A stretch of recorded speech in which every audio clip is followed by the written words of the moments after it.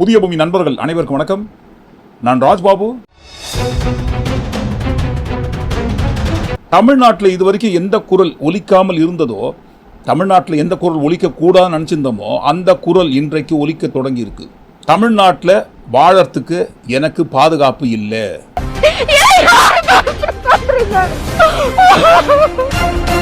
யார் அந்த பெண்?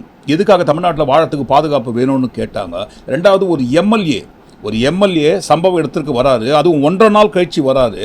வந்த அந்த இடத்துல என்ன வேலையை பண்ணாருன்னு மட்டும் இந்த காணொலிக்குள்ள ஒட்டுமொத்தமாக வீடியோ ஆதாரங்களோட பார்க்க போகிறோம். அதற்கு முன்பாக நண்பர்கள் யார் சப்ஸ்கிரைப் பண்ணாமல் இருக்கீங்களோ சப்ஸ்கிரைப் செய்து புதிய பூமிக்கு ஆதரவு தருமாறு கேட்டுக்கொண்டும், இந்த காணொலியை முழுமையாக பொறுமையாக பார்க்க வேண்டும் என்று அன்புடன் கேட்டுக்கொண்டும் இந்த காணொலிக்குள்ள போயிடுவோம். கும்மிடிப்பூண்டி சிப்காட் பகுதியில் 3 வயது குழந்தை பாலியல் வன்கொடுமை செய்யப்பட்டு பொதர்ல வீசி எறிஞ்சிருக்காங்க. அந்த குழந்தையை மீட்டு மருத்துவமனை கொண்டு போய் சேர்த்திருக்காங்க. சிகிச்சை பலனளிக்காமல் அந்த குழந்தை இறந்து விடுகிறது. இது குறித்து நேற்றைய தினம் விரிவாக ஒரு காணொலி பதிவு பண்ணியிருந்தோம். அந்த சம்பவத்தை குறித்து என்ன நடந்தது என்பதை அந்த பகுதி மக்கள் சொல்லும் அனைத்து சாட்சியங்கள் அடங்கிய வீடியோக்கள் அனைத்தையும் பதிவு பண்ணியிருந்தோம். ஆனால் யூடியூப் கைட்லைன்ஸ் காரணமாக நேற்று பதிவு செய்த அந்த வீடியோவை எடுக்க வேண்டிய சூழ்நிலை உருவாகிவிட்டது. யூடியூப் ரூல்ஸ் ஃபாலோ பண்ணி தான் ஆகணும். அந்த உண்மை ஒரு ஓரம் வந்துட்டு போடும், தப்பு கிடையாது. இந்த கும்மிடிப்பூண்டி சம்பவம் நடந்து கிட்டத்தட்ட 1.5 நாள் 2 நாள் கிட்ட ஆக போகுது. நேற்றைக்கு முன்தினம் அந்த சம்பவம் நடக்குது. நேற்று தான் பத்தி எரியுது. நேற்று மாலை கடந்து நீண்ட நேரம் கழித்து தான் பாருங்க எம்எல்ஏ வராது. வந்தவர் ஹாஸ்பிட்டலுக்குள்ள தான் போயிருக்காரு. அந்த ஹாஸ்பிட்டலுக்குள்ள அவர் போகும்போது சம்பந்தப்பட்ட யாரையுமே, அந்த குழந்தையோட பேரண்ட்ஸ் உட்பட யாரையுமே பாருங்க அலோவ் பண்ணலீங்களா. பார்த்துட்டு வராரு, ஹாஸ்பிட்டல்லேருந்து பார்த்துட்டு வராரு. ப்ரெஸ்ஸில் கேட்குறாங்க, ஏதாவது ஒரு பதில், ஒரே ஒரு பதிலாக சொன்னாரா பார்த்தீங்களா? போயிட்டே இருக்காரு, காரில் ஏறி உட்காந்துடுறாரு. ஏங்க ஏதாவது சொல்லிட்டு போங்கன்னு ப்ரெஸ்ஸில் கேட்குறாங்க. கார் கண்ணாடியை ஓப்பன் பண்ணி சொல்கிறேன் அப்புறமா வாங்கன்னு சொல்லிட்டு போகிறாரு. அடுத்து இந்த சம்பவத்தை தொடர்ந்து அந்த பகுதி மக்கள்லாம் ரொம்ப கோபத்தில் இருக்காங்களாம். அந்த பகுதி மக்கள்கிட்ட பேசுறதுக்கு போகிறாராம். ஒரு நிமிஷம் கூட இல்லைங்களாமே, செகண்ட் கணக்கில் தான் பாருங்கள் இருந்துட்டு பேசிட்டு ப்ரெஸ் மீட்டு பக்கம் போகிறாரு. சரி, ப்ரெஸ் மீட்டில் வராரு, இது குறித்து ஏதாவது பேசுவாரான்னு பார்த்தா வழக்கம் போல் பாருங்கள் எவ்வளவு சீரியஸான விஷயம் நடந்திருக்கு. சர்வ சாதாரணமாக கடந்து போயிட்டே இருக்காரு.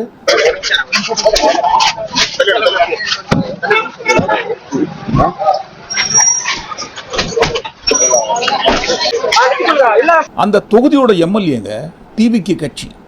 அந்த தொகுதியோட எம்எல்ஏ அந்த தொகுதியில் இதை போன்ற ஒரு மகா கோர கொடூர சம்பவம் நடந்திருக்கு. அதை குறித்து கேள்வி கேட்டால் ஏதாவது ஒரு பதில் கூட சொல்லாமல் தெரிச்சு வழக்கம் போல காருக்குள்ளே போயிட்டு ஓடி போனால் என்ன அர்த்தம்ட்டு பதில் சொல்லணும் இல்லைங்களா? எதுக்காக சம்பந்தப்பட்ட அந்த தொகுதியோட எம்எல்ஏ கேள்வி கேட்டால் பதில் சொல்லாமல் போகணுங்க? இல்லைங்க, நடந்துச்சுங்க, நடக்கக்கூடாதுன்னு நடந்துச்சுங்க, என்னென்னு பார்க்குறோங்க. இதற்கு பிறகு இதை போன்ற சம்பவம் எங்கேயுமே நடக்காமல் நாங்கள் என்னென்ன பாதுகாப்பு ஏற்பாடு பண்ணணுமோ பண்ணுறேன்னு சொல்லி ஏதாவது ஒன்று சொல்லிட்டு போக வேண்டியதானே. அதை விட்டு யாருக்கிட்ட கேள்வி கேட்டாலும் தெரிச்சு எதுக்காக ஓடுறாங்க? உரிய விசாரணை நடத்துகிறோம் மாதர் சங்கம் சார்.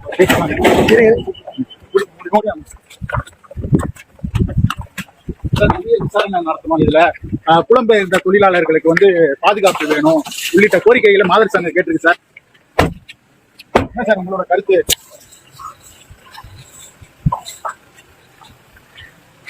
ஏற்கனவே அந்த பகுதி மக்கள் கோபத்தில் இருக்காங்க. இன்னும் பாருங்க, எரியிற தீயில் எண்ணெயை ஊத்துற மாதிரி வந்தவர் எதுவும் பேசாம பிரஸ்லயும் பதில் சொல்லாம தெரிச்சு ஓடியதை அடுத்து அந்த பகுதி மக்கள் இன்னும் கோவப்படுறாங்க. திடீர்னு எதுவுமே சொல்லாம போயிட்டே இருக்காரு. அவர் பாட்டு யாரு?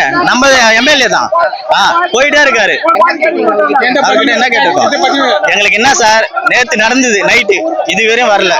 சரி, ஏதோ ஹாஸ்பிட்டல்ல இருந்தாருன்னு சொன்னாங்க. சரின்ட்டு அதுவும் விட்டோம். சரி, அப்போ நீங்க காலைல இவ்வளவு பிரச்சனை நடந்திருக்குல்ல, அப்ப நான் வந்திருக்கலாம் இல்லையா? இதுவரை நீங்க வரல. இப்ப வந்துட்டு எதுவுமே ஒரு ரெஸ்பான்ஸ் பண்ணாம நீங்க பாட்டு போயிட்டே இருக்கீங்க. எப்படி சார்?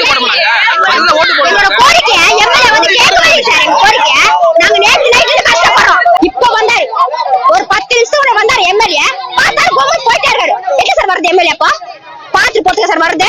என்ன பிரச்சனை, ஏது பிரச்சனை கேட்கணும் சார். மக்களுக்கு 3 வயசு குழந்தை செத்து போச்சு, யார் சார் பொறுப்பு? அது மட்டும் கிடையாதுங்களாம். இறந்த அந்த குழந்தை சம்பந்தப்பட்டவர்கள் அனைவரையும் எம்எல்ஏ சார் மிரட்டினாருன்ட்டு நாங்க சொல்லுங்க, கண்ணால பார்த்தவங்க சொல்றாங்க.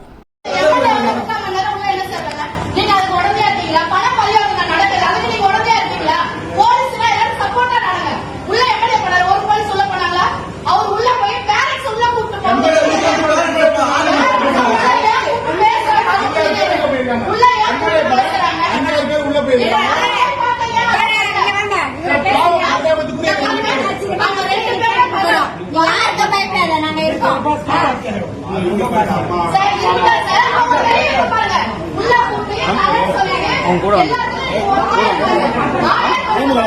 என் வீடியோ பிடிக்க சொல்றாங்க சார். நான் பேசுறேன் சொல்லுங்க.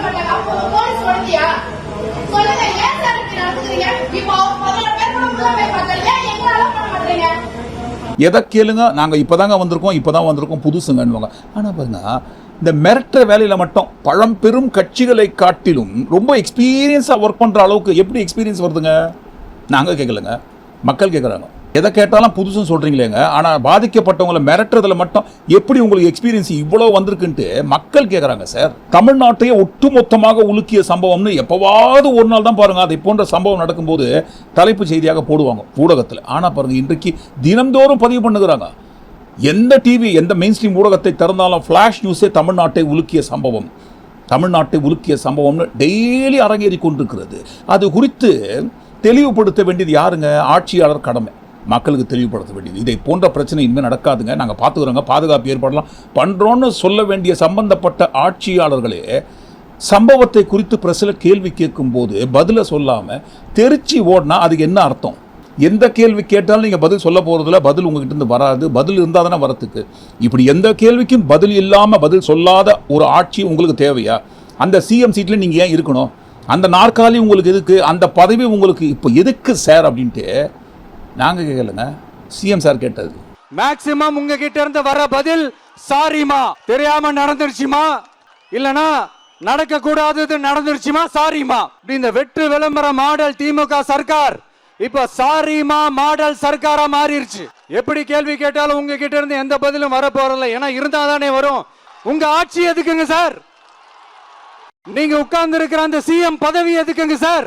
இப்போ சொன்னதை அப்படியே ஒரு எழுத்து கூட மாத்தாம உங்க வீட்லயோ உங்க ஆபீஸ்லயோ இருக்கிற கண்ணாடியை பார்த்து உங்களுக்கு நீங்களே கேட்டுக்கங்கன்ட்டு இப்போ சொல்லுவாங்களே.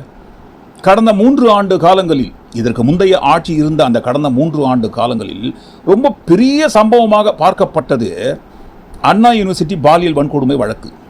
அடுத்து கோவை, அதை அடுத்து தூத்துக்குடி.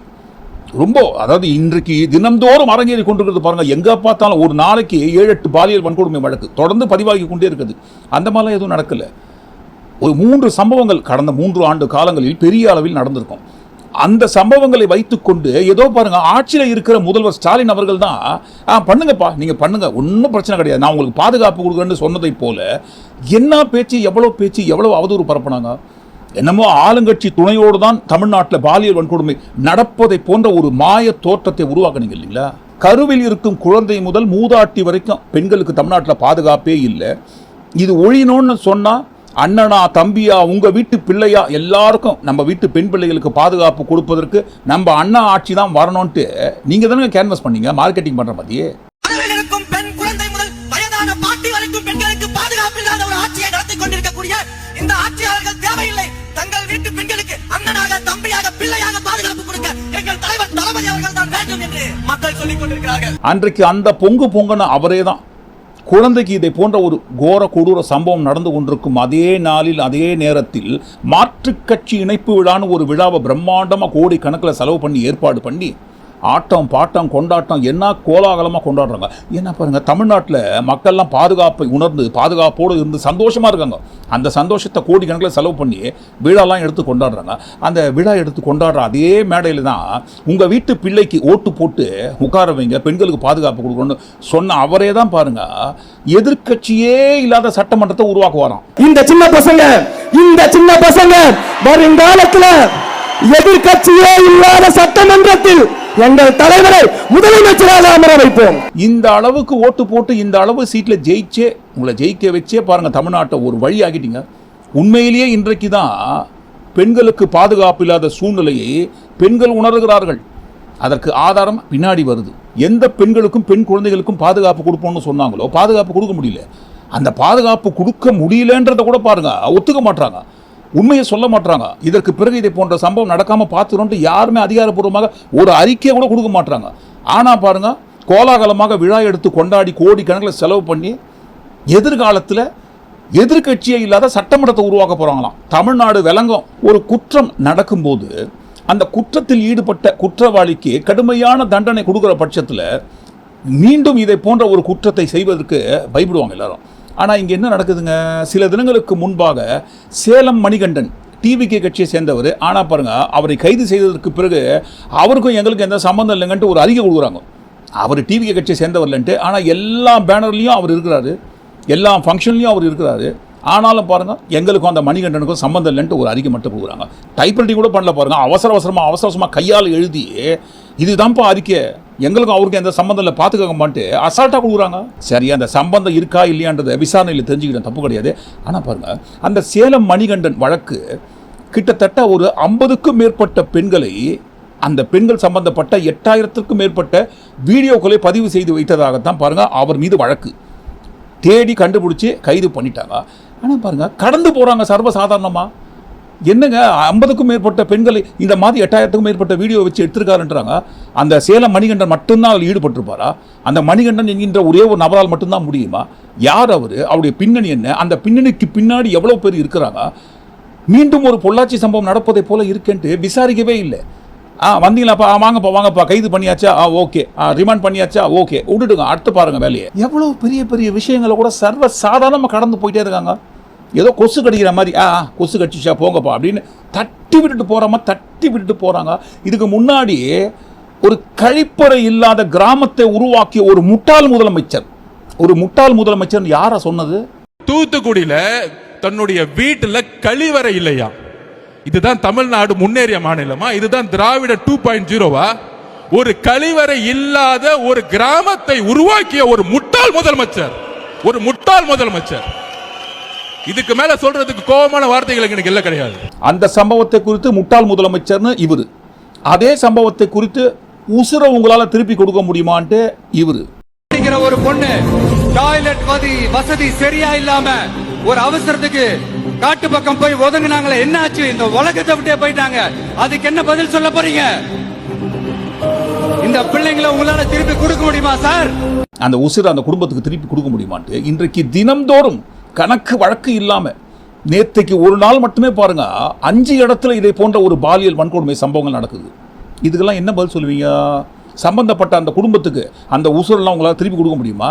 மக்கள் கேட்குற எந்த கேள்விக்கும் பதில் சொல்லாத போது அப்போ எதுக்கு சார் உங்களுக்கு அந்த சீட்டுன்ட்டு கண்ணாடி பார்த்து நீங்க கேட்டுக்கங்கன்ட்டு இப்போ பாதிக்கப்பட்ட மக்கள் கேட்பாங்களே. உங்க ஆட்சி எதுக்குங்க சார்? நீங்க உட்கார்ந்து இருக்கிற அந்த சிஎம் பதவி எதுக்குங்க சார்? அண்ணா யூனிவர்சிட்டி பாலியல் வன்கொடுமை சம்பவத்தில் சம்பந்தப்பட்ட அந்த ஞானசேகரன் என்கின்ற குற்றவாளி சம்பவம் நடந்து சில மணி நேரங்களுக்குள்ளாக கைது செய்யப்படுகிறான். ஆனா பாருங்க அந்த சம்பவத்தை கையில் எடுத்து எப்படிலாம் உருட்டினாங்க, என்னென்னலாம் கேள்வி கேட்டாங்க. கைப்பட விஜய் அவர்களின் கைப்பட ஒரு கடிதத்தை எழுதுறாரு. அந்த கடிதத்தை 1000கணக்கில் ஜெராக்ஸ் காப்பி எடுத்து ரோட்லெல்லாம் கொடுத்துருந்தாங்க. பேருந்தில் பயணம் செய்யும் பயணிகளில் தொடங்கி மார்க்கெட்டில் இருந்து பொதுவெளி ஒரு இடம் விடாமல் 1000கணக்கான ஜெராக்ஸ் காப்பி எடுத்து தமிழ்நாட்டில் பெண்களுக்கு பாதுகாப்பு இல்லைன்ற ஒரு தோற்றத்தை உருவாக்கி இதெல்லாம் மாறணும்னு சொன்னால், அண்ணனா தம்பியா உங்கள் வீட்டு பிள்ளையா எல்லாரும் சேர்ந்து எனக்கு ஓட்டு போடுங்கன்னு அந்த சம்பவத்தில் கூட பாருங்க ஓட்டு கேன்வஸ் பண்ணுற மாதிரி லெட்டர் எழுந்தார். உங்கள் வீட்டு பிள்ளை நான் இருக்கிறேன்னு சொல்லி. இப்போ அந்த உங்கள் வீட்டு பிள்ளை தலைப்பு வச்சு காட்டின அந்த படம்லாம் எங்க சார்? அந்த படத்தில் நடிச்ச ஹீரோ எங்கன்னு இப்போ மக்கள் தேடி நிற்காங்களே. என்னங்க இவ்வளவு சம்பவம் நாளுக்கு நாள் அரங்கேறி கொண்டே இருக்கிறது பெண்களுக்கு எதிராக? ஒரே ஒரு வார்த்தை சம்பந்தப்பட்ட முதல்வர் அவர்கள் வாயை திறந்து பேச மாட்டாருங்க, ஒரு அறிக்கை கூட கொடுக்க மாட்டாருங்க. சம்பவம் நடக்கும்போது ஒரு கண்டனம் கூட தெரிவிக்க மாட்டாருங்க, ஒரு வருத்தம் கூட தெரிவிக்க மாட்டாங்க. பாதிக்கப்பட்ட அந்த குடும்பத்தினருக்கு ஒரு ஆழ்ந்த இரங்கல் கூட சொல்ல மாட்டாருங்க. என்னதாங்க நடக்குது தமிழ்நாட்டில்ன்ட்டு பாதிக்கப்பட்ட மக்கள் இன்றைக்கு கேள்வி கேட்டுக்கிறாங்களே. ஒரு பக்கம் பாதிக்கப்பட்ட குடும்பம் தமிழ்நாட்டில் பெண்களுக்கு பாதுகாப்பு இல்லை, குழந்தை முதல் பாட்டி வரைக்கும் மூதாட்டி வரைக்கும் பாதுகாப்பு இல்லைன்னு கேள்வி கேட்டுக்கிறாங்க. இன்னொரு பக்கம் நம்ம என்ன பண்ணினுக்கிறோங்க, 1000கணக்கில் லட்சக்கணக்கில் கோடிக்கணக்கில் செலவு பண்ணி ஊரையே வளர்ச்சி பிறந்த நாள் கொண்டாட்டத்தை கொண்டாடினுக்கிறோம். பெரிய பெரிய ராட்சச பிரம்மாண்ட பேனர்லாம் வச்சு அப்படி வைக்கப்பட்ட அந்த பேனரு ஒரு பெரிய ஆட்சி மாதிரி செட்டப் பண்ணி வச்ச அந்த டாலர் இருக்கு இல்லைங்களா, டாலர் அது அப்படியே கவர்ந்து விழுது. வண்டலூரில் கவிழ்ந்து விழுந்து போக்குவரத்து முற்றிலும் அந்த இடத்துல பாதிக்கப்படுகிறது. போக வழி இல்லாமல் ரொம்ப கஷ்டப்பட்டு மக்கள் டிராவல் பண்ணுறாங்க. சரி, கேட்குற கேள்வி தான் பதில் சொல்கிறதுக்கு ஆள் இல்லைனாலும் இவங்க வச்ச பேனர் விழுந்ததை கூட பாருங்கள் எடுக்கிறதுக்கு ஆள் கிடையாதுங்க. அந்த சரிந்து விழுந்த அந்த பேனரை போல தான் பாருங்கள் தமிழ்நாட்டில் இப்போதைக்கு சட்டம் ஒழுங்கும் பெண்களின் பாதுகாப்பும் இருக்கிறது அப்படின்னு நாங்கள் சொல்லலைங்க. நாங்கள் சொல்லவே இல்லை, பாதிக்கப்பட்டவங்க சொல்கிறாங்க. தமிழ்நாட்டில் பெண்கள் வாழ்வதற்கு பாதுகாப்பு இல்லை. அதுவும் பாருங்க, படிக்கிற இடத்துல, வேலைக்கு போகிற இடத்துல, வெளியே எங்கேயுமே பெண்களுக்கு பாதுகாப்பு இல்லைன்னு ஒட்டுமொத்த பெண் பிள்ளைகள் கதறாங்க. அந்த கதறல் சத்தம் உங்க காதுல கேக்குதா மை டியர் அங்கிள்? படிக்கிற இடத்துல, வேலைக்கு போற இடத்துல, வெளியில போற இடத்துலன்னு அவங்களுக்கு பாதுகாப்பே இல்லைன்னு ஒட்டுமொத்த பெண்களும் கதறாங்க. அந்த கதறல் சத்தம் ஏதாவது உங்க காதுல கேக்குதா அங்கிள்? இதுல வேற உங்க அப்பான்னு கூப்பிடுறாங்கன்னு வேற சொல்றீங்க. ஆனால் உண்மை நிதர்சனம் என்னவென்றால், பெண்களின் வாக்குகளை வாங்குவதற்காக பெண்களுக்கு பாதுகாப்பு இல்லைன்ட்டு மூளைச்சலவை செய்ததை போல சொன்னதையே சொல்லிந்த அந்த மாதிரி உண்மையிலேயே அன்றைக்கு எதுவுமே நடக்கல. இன்றைக்கு நடந்து கொண்டிருப்பதை போல நாளுக்கு நாள் பெண்களுக்கு எதிரான குற்றங்கள் அரங்கேறுவதை போல அன்றைக்கு அந்த மாதிரிலாம் இல்லை. ஒட்டுமொத்த பெண் பிள்ளைகள் யாரும் கதறல. ஆனால் இன்றைக்கு கதறாங்க. தமிழ்நாட்டில் பெண்கள் நாங்கள் வாழ்வதற்கு பாதுகாப்பு இல்லை, எனக்கு நிம்மதியான சூழ்நிலையை உருவாக்கி கொடுங்கன்ட்டு டிசி ஆபீஸ்ல நின்றுட்டு ஒரு பெண் கதறாங்க.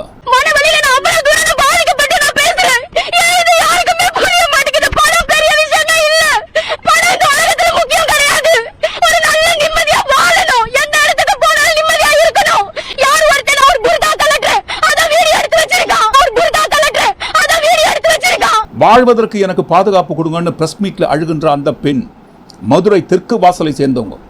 ஒரு ஹோட்டல்ல ரிசப்ஷன்ல ஒர்க் பண்றாங்க. அந்த ஹோட்டலோட ஓனர்ஸ் 2 பேர் அண்ணன் தம்பிங்க, அவருடைய அப்பா, அதாவது பெரியப்பா பையன், சித்தப்பா பையன். இது சம்பந்தமான டீடைல்ஸ், பெயர்கள் அனைத்தையும் அந்த அம்மா சொல்றாங்க.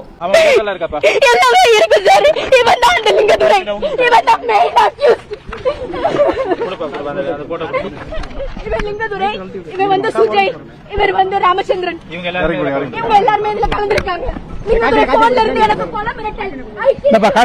அந்த பெண் குறிப்பிட்ட அவர்கள் அனைவரும் பிக் ஷாட்ஸ், எந்த எல்லைக்கும் போகக்கூடியவர்கள். பெங்களூர்ல அவங்களுக்கு பெரிய பேக்ரவுண்ட்லாம் இருக்குங்களா. அவங்களோட சித்தப்பாவோட பையன் சுஜய், இது அவரோட சித்தப்பா, இவர் தான் ராமச்சந்திரன். இவங்க வந்து எப்படின்னா பெங்களூர்ல பயங்கரமான ஒரு ஸ்மக்லிங் பண்ணக்கூடிய ஒரு கேங். இவங்க என்ன சொல்றாங்கன்னா, என்ன உன்னை பெங்களூர் கூட்டிட்டு போய் உன்னை கூட்டு பாலியல் செஞ்சு உன்னை கொல்லுவேன்னு சொல்றாங்க. அவங்களோட ஹோட்டல்ல தான் இந்த அம்மா ரிசப்ஷன்ல ஒர்க் பண்ணிட்டு இருக்காங்களா. அக்கௌண்ட்ஸை எப்பவுமே பாருங்க ஒருத்தர்கிட்ட தான் வழக்கமாக ஹேண்ட் ஓவர் பண்ணுவாங்களாம். வேலை முடிச்சுட்டு போகும்போது திடீரென்று ஒரு நாள் அவர் வேலைக்கு வரலன்ட்டு வீட்டில் எடுத்துன்னு வந்து கொடுங்கன்னு அண்ணன் தம்பி 2 பேரும் சொன்னாங்களாம். வீட்டுக்கு எப்படி வருதுன்னு கேட்கும்போது தான், வீட்டில் இல்லைங்க, நம்ம ஃபேமிலி சேர்ந்தவங்க நிறைய பேர் இருக்காங்க, அக்கௌண்ட்ஸ் தான் கொடுக்க போறீங்க, வந்து கொடுத்துட்டு போங்கன்றாங்களாம். அப்படி அக்கௌண்ட்ஸை கொடுக்க போன அந்த இடத்துல நடந்த சம்பவம் அது வந்து ராம்டெலின்ற அந்த ஹோட்டல், அது பிஎம் டவர்ஸ் ஓனர் தான் இது பண்ணவர். அதனால பிஎம் டவர்ல ராம்டெலின்னு ஹோட்டல் இருக்கு, அங்க ரிசப்ஷன் வேலைக்கு தான் நான் சேர்ந்தேன். சேரும் போது அங்க மணி சார்னு ஒருத்தர் இருக்காரு, அவங்கள்ட்ட தான் நான் கணக்கெல்லாம் கொடுப்பேன், எப்பவும் எல்லாமே பண்ணுவேன். இவர் என்ன சொன்னாருன்னா, நீ வீட்டுக்கு வந்து என்கிட்ட பணத்தை கொடுத்துட்டு போன்னு சொல்ல நான் வீட்டுக்கு போக அங்க போனப்ப நான் குடும்பமா தான் இருக்கேன், என் வீட்டுல எல்லாரும் இருக்காங்க அப்படின்னு சொன்னாங்க. அங்க பார்த்தா யாருமே இல்ல, இவங்களும் ஒரு தம்பி தான் இருந்தாங்க. நான் அப்படி இருந்து நான் அவங்களை தடுக்க தான் முயற்சித்தேன். ஆனாலும் அவங்க என்ன பண்ணிட்டாங்கன்னா, எனக்கு மயக்க மருந்து கொடுத்து என்ன எல்லாமே பண்ணிட்டாங்க. வீடியோ கலாச்சாரம் இது லேட்டஸ்ட் ட்ரெண்ட், ஃபேஷனா போயிட்டு இருக்கு. எங்க பார்த்தாலும் பரவும் வீடியோ கலாச்சாரம். பொள்ளாச்சி சம்பவம் இன்றைக்கும் பாருங்க, அதை கேள்விப்பட்டாலே அந்த ஆடியோலாம் வெளிவந்ததை பார்த்து பதறும். இன்னைக்கு போற போக்கில் எங்க பார்த்தாலும் பொள்ளாச்சி சம்பவம் அரங்கேறி கொண்டிருக்கிறது. 2 பேரும் சேர்ந்து அந்த பெண்ணுக்கு இதை போன்ற ஒரு கொடுமையை இழைத்து விட்டு அது சம்பந்தப்பட்ட வீடியோவை வைத்துக்கொண்டு பிளாக்மெயில் பண்றாங்களாம். அந்த வீடியோவை எப்படியாவது அவங்க கிட்ட இருந்து மீட்டு கொடுங்கன்னு புகார் கொடுத்ததை அடுத்து தான் பாருங்க காம்ப்ரமைஸ் பண்றாங்களாம். என்னன்னு, ஒன்று பணத்தை வாங்கிக்கோங்க, அப்படி இல்லைன்னா அவங்க தம்பியை கல்யாணம் பண்ணிக்கங்கன்றாங்களாம். எல்லாமே பண்ணதை எடுத்து வச்சுட்டு அந்த வீடியோ அந்த போட்டோ எல்லாத்தையுமே வச்சுட்டு நான் ஸ்டேஷன்ல போய் கேட்கும்போது எனக்கு வீடியோவை மட்டும் வாங்கி கொடுங்க அப்படின்னு தான் நான் சொன்னேன். ஆனா அதை பண்ணவே மாட்டாங்க. அதுக்கு அவங்க சொல்றாங்க, அவன் காம்ப்ரமைஸ் ஆகி போகணும்னு சொல்றேன், இல்லைன்னா நீ அவன் தம்பியை கல்யாணம் பண்ணிக்கோ அப்படின்னு சொல்றான். எப்படி அண்ணனும் தம்பியும் இன்னைக்கு என்ன இவ்வளவு தூரத்துக்கு பண்ணிட்டு நாளைக்கு இதை விட ஒரு கேவலமா எதுவும் பண்ண மாட்டாங்களா? என் உயிருக்கே ஒரு ஆபத்து நிலை ஏற்படுத்திட்டாங்க. எப்படி அவங்கள போய் கல்யாணம் பண்ணி எப்படி நான் வாழ முடியும்? கேக்குதுங்களா சிஎம் சார்? காதல கேக்குதுங்களா? நாங்க சொல்லல. பாதிக்கப்பட்ட பெண் வாக்குமூலம் கொடுக்குறாங்க. பிரச்சனைன்னு போனா அந்த பிரச்சனையை யார் அந்த பெண்ணுக்கு பண்ணாங்களோ அவங்கள கூப்பிட்டு விசாரிக்காம சம்பந்தப்பட்டவர்களை காப்பாற்றுவதற்காக காசு வாங்கிக்கோ, அப்படி இல்லைன்னா சம்பந்தப்பட்டவங்களையே கல்யாணம் பண்ணிக்கோங்கன்னு சொல்றாங்களாம். மீறி போனா எதுக்கெடுத்தாலும் நீ தான் போற, நீ தான் பேசுற, நீயா தான் வந்தன்னு போலீஸ் அதிகாரிகள் சொல்றாங்களாம். என்ன கொல்ல சொல்லி இன்ஸ்பெக்டர் மீனா மேடமும் சரி, எஸ்ஐ மணிமேலா மேடம் சொல்லி, எஸ்பி ஆபீஸ்ல இருக்கிற அவங்க 2 பேருமே வந்து என்ன பயங்கரமா வந்து எப்படி சொல்றேன்னா ஒரு ஃபோர்ஸ் பண்றாங்க. நீ விரும்பி போன நேத்துக்கோ, உன்னை நான் அப்படி பண்ணிருவேன் இப்படி பண்ணிருவேன். அவங்க எனக்கே இவ்வளவு விஷயம் பண்றாங்க. இன்ஸ்பெக்டர் மீனா மேடம் என்ன சொல்றாங்க, அவங்க அந்த தெற்குவாசல்ல இருக்கிற மகளிர் உமன் போலீஸ் ஸ்டேஷன் அவங்க தான் அப்படி வந்து சொல்லிருக்காங்க. எனக்கே பாதிப்பு ஏற்படுத்தின என்கிட்ட வந்து சொல்றாங்க, நீ வந்து காம்ப்ரமைஸ் ஆயிட்டு இந்த பணத்தை வச்சுட்டு நீ போயிரு. அவங்க வந்து என்னைய கூப்பிட்டு ஸ்டேஷன்ல மிரட்டுறாங்க, உன்னை அப்படிலாம் ஃபாலோ பண்ணலாமே, நீ ஏன் வந்து தான் பேசுறியாமே, நீ ஏன் வந்து தான் சொல்றியாமே, நீ தான் இப்படி இருக்கியாமே, நீ தான் தப்பான பொண்ணாமே, அப்படி இப்படி என்ன சொல்றாங்க. இந்த வீடியோ பார்த்துட்டு எத்தனை பேர் என் கூட என்ன தப்பு பண்ணிருக்காங்கன்றத வந்து சொல்லட்டும், நான் அடுத்து அவங்க என்ன பேசுறாங்களோ நான் அதை கேட்டுக்கிறேன். அது பாதிக்கப்பட்ட பெண்ணுக்கு நீதி கொடுங்கன்னு கேட்டது பழசு, அது போன வாரம். இந்த வாரம் பாதிக்கப்பட்ட பெண்ணையே குற்றவாளியாக மாற்றுவது இது புதுசு. மாற்றம் கேட்டாங்க இல்லைங்களா, அந்த கேட்ட மாற்றத்தின்படியே எல்லாமே மாறிட்டு இருக்கோம். எது கேட்டாலும் ஊ மேல் தாமா தப்பு இருக்கு, ஊ மேல் தாமா தப்பு இருக்கு. உண்மையில் யோசிச்சு பார்க்கணும், ஒரு தவறான பெண்ணாக இருக்கிற பட்சத்தில் இவ்வளவு பப்ளிக்காக ஓப்பனாக வந்து சொல்லுவாங்களா, நீதி கேட்பாங்களா, தனக்கு நடந்த கொடுமையை அவ்வளவு டீட்டெயிலாக சொல்லுவாங்களா, வீடியோ இருக்குன்ட்டு ஓப்பனாக அவங்களே ஒத்துப்பாங்களா? என்கிட்ட வந்து சொல்றாங்க, நீ வந்து காம்ப்ரமைஸ் ஆயிட்டு இந்த பணத்தை வச்சுட்டு நீ போயிரு. பணத்தை வச்சு எவ்வளவு நாள் வாழ முடியும்? இன்னைக்கு நான், நாளைக்கு இன்னொரு ஒரு பொண்ணு, நாளை கழிச்சு இன்னொரு ஒரு பொண்ணு அவன் பழி வாங்குவான். நான் அதுக்கு விடுவேனா? எனக்கு அப்பா அம்மா யாரும் கிடையாது, நான் தனியா நின்று நான் போராடிட்டு இருக்கேன். தவறாக நடக்கிற ஒரு பெண்ணாக இருக்கிற பட்சத்தில் அதை மூடி மறைக்க தான் பார்ப்பாங்க, பப்ளிக் பண்ண மாட்டாங்க. இப்படி ஓப்பனா வந்து உண்மையை சொல்ல மாட்டாங்க. அதையாவது யோசிக்கணும் இல்லைங்களா, யோசிக்க மாட்டாங்க. எல்லாம் நீதாமா பண்ணதை போல பழிய தூக்கி அந்த அம்மா மேல போடுறாங்களாம். இது குறித்து சிங்கப்பெண் அதிரடிப்படைன்னு சொன்னாங்க இல்லைங்களா, அது குறித்து அந்த மாசம் வந்து கேட்டுக்கோங்க. 100க்கு கால் பண்றேன், 100ல வராங்க, வந்துட்டு 5000 ரூபாய் பணம் வாங்கிட்டு அதே இன்ஸ்பெக்டர் என்ன அதே இடத்துல விட்டுட்டு போயிட்டாங்க. இப்படி எல்லாம் நடக்குது இந்த நாட்டுல. இதே ஒரு 2 நாளைக்கு முன்னாடி நான் சிங்கப்பெண் படைக்கு போன் அடிக்கிறேன், என்ன இந்த மாதிரி பின் தொடர்றாங்க, யாராவது வந்து என்ன காப்பாத்துங்கன்னு சொல்லி நான் அவ்வளவு தூரம் போன் பண்றேன். ஆனா லைன் மட்டும் தான் போகுது, ஒண்ணுமே அதுல இருந்து யாரும் எனக்கு இது வரைக்கும் ரிப்பீட்டட் கூட கால் பண்ணவே கிடையாது. மறுபடியும் சொல்றோம், பாதிக்கப்பட்டவங்க சொல்றாங்க, நாங்க எதுவும் சொல்லலங்க. இருக்கிற உண்மையை அப்படியே மக்கள் பார்வைக்கு கொண்டு போய் சேர்க்கிறோம். எங்ககிட்ட யாரும் சண்டைக்கு வராதிங்க. அவங்க சொன்ன எல்லா நம்பருக்கும் ஃபோன் பண்ணோம், 100க்கு ஃபோன் பண்ணோம், 181க்கு ஃபோன் பண்ணோம், 1091க்கு ஃபோன் பண்ணோம், 1098க்கு ஃபோன் பண்ணோம், எல்லா நம்பருக்கும் ஃபோன் பண்ணவங்க யாருமே வரலன்ட்டு அந்த மக்களுக்கு ஸ்டேட்மெண்ட். நான் அதேமே நான் சொல்லிருக்கேன், அதையும் இங்க வந்து கலெக்டர் ஆபீஸ்ல மனுல எழுதி கொடுத்திருக்கேன். இந்த மாதிரி 181க்கு ஃபோன் பண்ணிருக்கேன், 1091க்கு ஃபோன் பண்ணிருக்கேன், 100 காலுக்குமே அடிச்சிருக்கேன், யாருமே வரல. இந்த சம்பவம் இருக்கு இல்லைங்களா, மதுரையில் நடக்குது. இதே மதுரையில் தான் பாருங்க, நாங்கள் ஃபோன் பண்ணி கூட எந்த சிங்கப்பெண் சிறப்பு அதிரடிப்படை எங்களுக்கு வந்து பாதுகாப்பு கொடுக்கலங்க, என் பேச்சை கூட கேட்கலங்க, என்னென்னு எட்டி பார்க்கலன்னு சொல்கிற அதே மதுரையில் தான் பாருங்க இன்னொரு சம்பவம் நடக்குது. 17 வயது சிறுமிக்கு ஒருத்தர் தாலி கட்டுறாரு ஃபேன்சி ஸ்டோரில் வச்சு. அது சிசிடிவியில் ரெக்கார்ட் ஆகுது. சிசிடிவியில் ரெக்கார்ட் ஆகிற இந்த விஷயம் செய்தியில் பற்றி எரியுது. உடனடியாக பாருங்க இன்னொரு செய்தி வருது, சம்பவ இடத்துக்கு விரைந்து வந்த சிங்கப்பெண்கள் அதை பார்த்துவிட்டு தாலி கட்டிய அந்த நபர் தப்பிச்சு ஓட்டம். எங்க தப்பிச்சு ஓடினாரு? தாலியை கட்டிட்டு விருந்து சாப்பிட்ற மாதிரி அந்த இடத்துல அவர் உட்கார்ந்து தான் இருக்காரு. திடீர்னு சிங்கப்பெண் அதிரடிப்படையை பார்த்துட்டு நபர் தெரிச்சு ஓட்டம்னு சொல்றாரு. சரி, தெரித்து ஓடின காட்சி ரிலீஸ் பண்ண வேண்டியதுனே, எப்படியோ சிசிடிவியில் ரெக்கார்ட் ஆயிருக்கு தாலி கட்டினது. அப்போ சிங்கப்பெண் அதிரடிப்படை விரைந்து வந்து அதை பார்த்து விட்டு அந்த நபர் திருச்சி ஓடி இருந்தா ஃபுட்டேஜ் இருந்தால் கொடுங்க, ரிலீஸ் பண்ணுங்க. ஒருவேளை அந்த மாதிரி ஃபுட்டேஜ் இருந்தால் இந்நேரம் விளம்பரம் தேடி இருக்க மாட்டாங்களா? அந்த மாதிரி எதுவும் ஃபுட்டேஜ் இல்லை, பெருமை மட்டும் பேசுகிறாங்க. செய்தி ஏதாவது பரப்பி ஏதாவது பெருமை தேடலான்ட்டு அந்த மாதிரி நீங்கள் பெருமை தேடினுங்கிற அதே மதுரையில் தான் பாருங்க காட்டு கத்துனங்க. நான் ஒருத்தர் கூட எட்டி பார்க்கல சிங்கப்பெண் சிறப்பு படைன்னு பாதிக்கப்பட்ட பெண் சொல்றாங்க. சிங்கப்பெண் சிறப்பு படை வந்து சிறப்பா செயல்படுது அப்படின்னு சொல்லி இங்க அவார்ட் எல்லாம் கொடுத்துருக்காங்களே. இல்லையே சார், எனக்கு செயல்படலையே, எனக்கு பர்சனலா செயல்படலை. இவ்வளவு என்னோட வீட்டுக்கிட்ட பக்கத்துல நிக்கிறவங்களே எனக்கு வந்து உதவல. இதுக்கு மேல வேற என்ன வேணும்? சிங்கப்பெண் செயல் திட்டம் சரியானா செயல்படுது அப்படின்னா இந்த விஷயத்துல இருந்து எனக்கு நியாயமான பதில் மட்டும் வாங்கி கொடுங்க, நான் கண்டிப்பா நான் வைக்கிறேன். எனக்கு நியாயமான ஒரு கேள்வி, இதை தப்பு பண்ணவங்கள தண்டிக்கணும், மெயின் விஷயம் அதுதான். நடந்த சம்பவத்தை குறித்து கொடுத்த புகாரை வாபஸ் வாங்கணும். வாபஸ் வாங்கலன்னா நடக்கக்கூடாதெல்லாம் உனக்கு நடந்துடும் சொல்லி எங்க போனாலும் ஃபாலோ பண்ணி டார்ச்சர் பண்றாங்களாம். அந்த டார்ச்சர் தாங்காமத்தான் தமிழ்நாட்டில் எனக்கு வாழறதுக்கு பாதுகாப்பு வேணும், வாழ்வதற்கு நிம்மதியான சூழ்நிலை உருவாகணும், பணம்லாம் முக்கியம் கிடையாதுங்க, எனக்கு பாதுகாப்பு வேணும்னு அந்த பெண் கதறாங்க. இந்த கதறல் சத்தம்லாம் யார் காதலையாவது விழுதுங்களா? விழுந்தா என்ன சொல்லுவாங்க? ஏங்க இதுக்கும் சட்டம் ஒழுங்குக்கும் எந்த சம்மந்தம் கிடையாதுங்க. பெண்களுக்கு பாதுகாப்பு கொடுக்கணும்னு சொன்னால் சட்டம் ஒழுங்கால மட்டும் முடியாதுங்க. தனி மனிதர்கள் மாறணும், தனி மனிதர்களுக்கு ஒழுக்கம் வரணும், சமூகத்துக்கு ஒழுக்கம் வரணும்ட்டு இந்த வாரம் உருட்டு. இந்த பெண் குழந்தைகளுக்கான இந்த பாதுகாப்பு இது வெறும் சட்டம் ஒழுங்கு சம்பந்தப்பட்டது மட்டும்தானா அப்படின்னு கேட்டீங்கன்னா இல்ல, இது சமூக ஒழுங்கும் சம்பந்தப்பட்டிருக்கு. சமூக ஒழுங்குல தனி மனித ஒழுங்கும் சம்பந்தப்பட்டிருக்கு.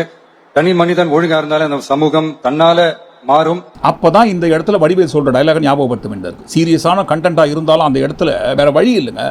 இதைத்தானே அவனும் முதல்ல சொன்னான்னு வடிவேலு சொல்ற மாதிரி இதைத்தானங்க எல்லாரும் சொல்லியிருந்தாங்க. நடக்கிற குற்றங்கள் ஆங்காங்கே வளர்ந்த நாடுகளாக இருந்தாலும் எங்கேயுமே இதை போல குற்றங்கள் தனி மனிதர்கள் மூலமாக அங்கொன்றும் இங்கொன்றுமாக நடக்கும். ஆனால் அங்கொன்றும் இங்கொன்றுமாக நடக்கிற குற்றங்கள் அனைத்துக்கும் காரணம் அரசாங்கம் தான், அரசு தான், ஆளும் முதல்வர் தான் அப்படின்னு எல்லா பழியும் தூக்கி அவர் தலையில போட்டுட்டு என்னமோ முதல்வர் தான் இதை போல காசை கொடுத்து பண்ணுங்கப்பா, ஊருக்குள்ள என்ன குற்றம் நடத்துங்க எல்லாத்துக்கும் நான் பாதுகாப்பு கொடுக்குறேன்னு சொன்னதை போல எவ்வளவு பில்டப் பண்ணீங்க. குற்றங்கள் நடப்பதற்கு காரணம் அரசு தான், அரசோட மெத்தன போக்கு தான் இதை போன்ற குற்றங்கள் நடக்குது. நீங்க மட்டும் ஒழுங்கா இருந்தீங்கன்னா, நீங்க ஒழுங்கா ஆட்சி நடத்திருந்தீங்கன்னா பெண்கள் பாதுகாப்பு ஒழுங்கா இருந்திருக்கும், சட்டம் ஒழுங்கு சரியா இருந்திருக்கும், பெண்கள் பாதுகாப்பு நல்லா இருந்திருக்கும், சட்டம் ஒழுங்கு சரியா இருக்கும். நீங்க தூங்கி இருந்தீங்க, அதனால இப்படி நடக்குதுன்ட்டு. இப்போ யார் தூங்கிட்டு இருக்குதுன்னு கேட்க போறாங்கன்ட்டு தான் பாருங்க. தனி மனிதர்கள் மாறணும்ட்டு பல்ட்டி அடிச்சிட்டாங்க. சமூக ஒழுகல தனி மனித ஒழுங்கும் சம்பந்தப்பட்டிருக்கு. தனி மனிதன் ஒழுங்கா இருந்தாலே அந்த சமூகம் தன்னால மாறும். பல்ட்டி அடிங்க, அந்த பல்ட்டி கூட அடிங்க, தப்பு கிடையாது. அப்படி அந்த பல்ட்டி அடிக்கும் போது உண்மையை ஒத்துன்னு போயிடுங்க. நான் வேணும்னே வாண்டடா பர்பஸா ஒரு குறிப்பிட்ட கட்சியை டார்கெட் பண்ணி அவதூறு பரப்பி பொய்ய பேசி மோசடியான வாக்குறுதிகளை கொடுத்து பெண்களுக்கு பாதுகாப்பு தரோன்னு பொய்ய சொல்லி தான் நான் ஏமாத்தி ஓட்டு வாங்கினேன்.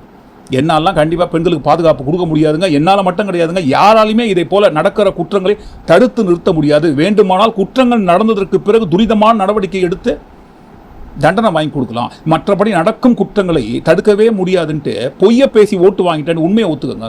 அந்த மாதிரி நீங்கள் உண்மையை ஒப்புக்கொள்ளாத வரை விடாது கருப்புன்னு சொல்கிற மாதிரி மக்களோட கேள்வி உங்களை விடவே விடாது. இப்போ கூட நாங்கள் கேட்கலைங்க, உண்மையை ஒத்துக்கங்கன்ட்டு ஒட்டுமொத்தமான மக்கள் கேட்குறாங்க. முக்கியமாக பாருங்க, பாதிக்கப்பட்ட குடும்பம் கேட்குது உண்மையை ஒத்துக்கங்க. அப்போ இதற்கு முன்பாக நீங்கள் எங்களுக்கு பாதுகாப்பு கொடுக்குறேன்னு சொன்னது பொய் தான்ட்டு. கண்டிப்பாக பொய் தான். ஓட்டு வாங்கி பதவியில் வந்து உட்காரணும், வாங்கியாச்சு, ஓட்டு உட்கார்ந்தியாச்சு. இப்போ ஏன் பதில் சொல்லணும்? தனி மனிதர்கள் நீங்கள் திருந்துங்கப்பா. கேள்வி கேட்பதும் குறை சொல்வதும் ரொம்ப சுலபம். ஆனால் பாருங்க, பதில் சொல்றது தான் ரொம்ப கஷ்டம்.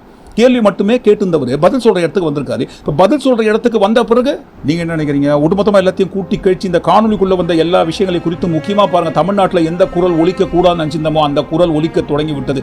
எனக்கு வாழ்வதற்கு பாதுகாப்பு இல்லைன்ட்டு. அதை குறித்து கண்டிப்பாக உங்கள் கருத்தை தவறாமல் பதிப்பிடுங்க. மீண்டும் நாளை காணொலி நாம் சந்திப்போம். நன்றி, வணக்கம்.